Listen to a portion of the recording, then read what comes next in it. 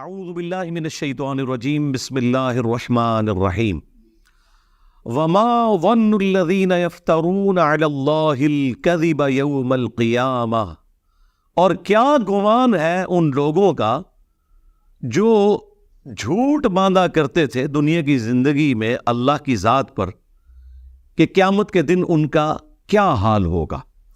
اور یہ آیت ریلیٹڈ ہے پچھلی آیت کے ساتھ کہ جس میں مشرکین عرب نے اور یہود و نصارہ نے اپنی خود ساختہ شریعت بنا لی تھی، اپنی مرضی سے چیزوں کو حلال اور حرام ڈکلیئر کرتے تھے۔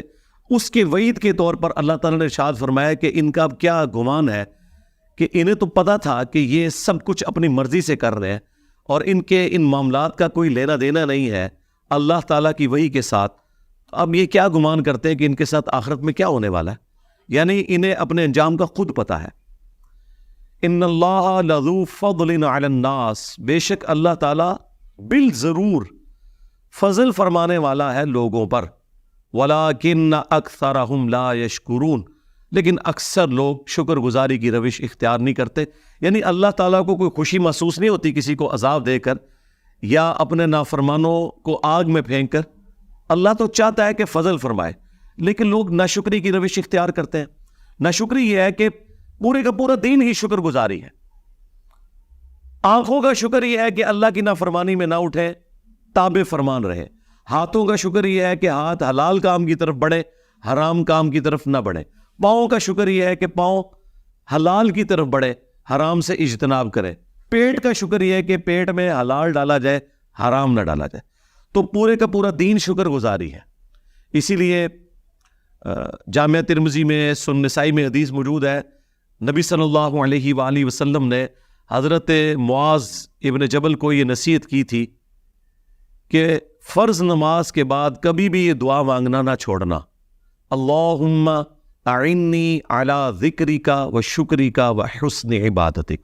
اللہم کے ساتھ بھی ہے اور ربی اعنی، یہ اس لفظ کے ساتھ بھی، یہ دونوں درست ہے۔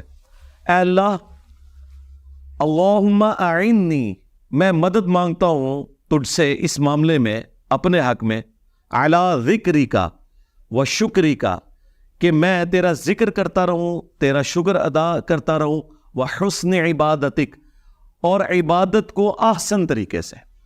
دیکھیں، ایک تو ہے کہ ٹوٹل پورا کرنا، میں کہتا ہوں یہ جو تیسرا معاملہ ہے نا کہ حسن انداز سے عبادت کرنا، اس میں تو بڑے بڑے پرہیزگار اور نمازی بھی فیل ہیں۔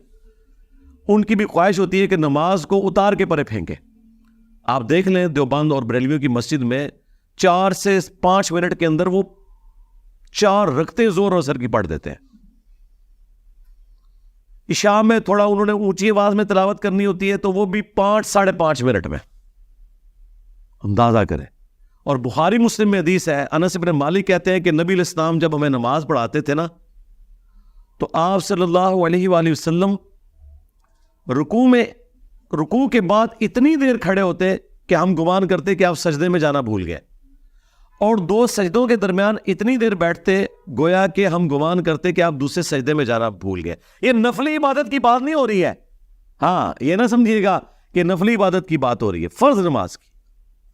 اور بخاری مسلم میں حدیث ہے، انس بن مالک کہتے ہیں کہ قیام اور تشہد کو چھوڑ کے نبی علیہ السلام کی باقی جتنی نماز کے ارکان ہیں نا وہ برابر ہوتے تھے، یعنی جتنا آپ رکوع کرتے تھے نا اتنا ہی رکوع کے بعد کھڑا ہوتے تھے قومے میں، اور جتنا لمبا سجدہ کرتے تھے نا اتنا ہی 2 سجدوں کے درمیان بیٹھا کرتے تھے۔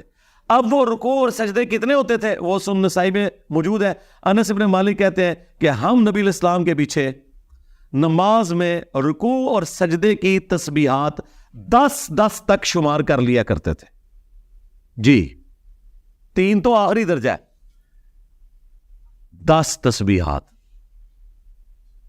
تو اس سے جو میں نے کیلکولیشن کی ہے نا، نبی علیہ السلام کی ظہر اور عصر کی نماز بھی ایٹ لیسٹ 20 سے 25 منٹ کی ہوتی تھی، اور فجر اور عشاء تو پونے گھنٹے کی۔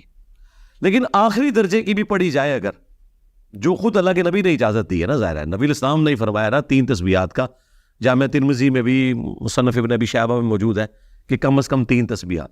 آخری درجے میں بھی آپ نماز ادا کریں نا تو 2 رکعتوں کے لیے کم از کم 6 منٹ چاہیے آپ، 5 سے 6 منٹ، اور 4 رکعتوں کے لیے کم از کم 9 سے 11 منٹ چاہیے آپ.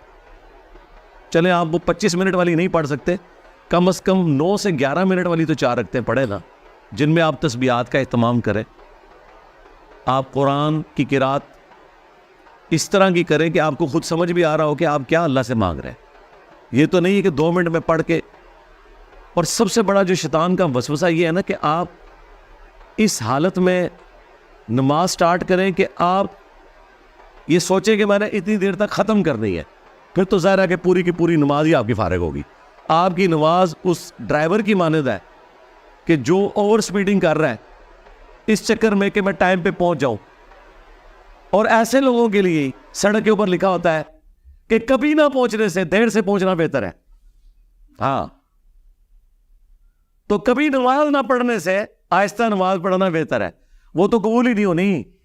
مسند احمد میں حدیث ہے سب سے بدترین چور وہ ہے جو نماز میں چوری کرتا ہے. پوچھا گیا کون سا چور ہے؟ فرمایا جو رکوع اور سجدے جو ہے وہ اس طرح کرتا ہے ٹھونگیں ماری جاتی ہیں فوراً سے.